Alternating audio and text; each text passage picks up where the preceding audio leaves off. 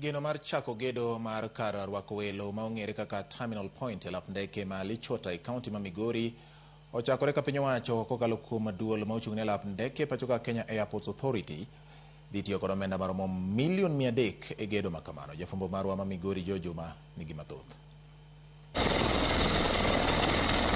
Jakom mar bod mochung'ne alap ndeke pachoka The Kenya Airport Authority Kaleb Kositany kod jokanyo mamoko mar Kenya Airport Authority kod gavana ma Migori Ocheleako ne otimo limbe margi alap ndege no ma Lichota e kaunti ma Migori marang kaka chenro mar gedo mar kar rwako welo kata Terminal Point madhi muonyo omenda maromo milion 300 koro dhi nyime. We want to expand the runway to 2 kilometers so that you can be able to take more aircrafts, bigger aircrafts, fully loaded. As he speaks about our road to Singapore, these are some of the little things that we do.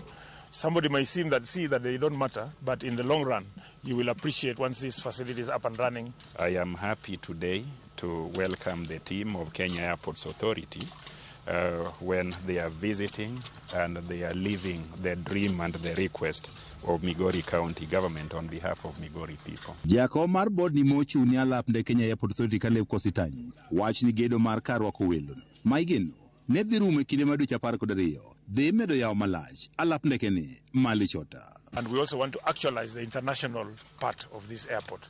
So we shall have an immigration officer sitting here so that people can take their international flights to Serengeti and land here from Tanzania or wherever and begin their safaris in Kenya. When you hear the airlines operators have increased the frequencies, that means the people have embraced flying as opposed to driving. So it means there's a necessity to have this airport functioning fully. Igedo ne ka gedo mar kar rwako welo ni e paw ndege ni ma Lichota rumo kendo koro chako tich. Welo maromo gana 500 mawuok nyaka e pinje maoko biro bedo ka tiyo kod alap mandege ni ma Lichota. The facility we are putting up here is going to cost us about almost 300 million. It's going to hold about 500,000 passengers a year. And we expect that to serve us at least for the next 10-15 years. Gavana ma Migori Ocheleako wach ni mor kalap ndeke ma sirikal mare ema ne ochako chenro mane koro tiyo makare bang' gero kar rwako welo moro matin kendo manyo kambi mar ndege mating'o jowuoth mamoko osedongore kendo pod omedo dongore. We had a runway without anything. It was just a runway.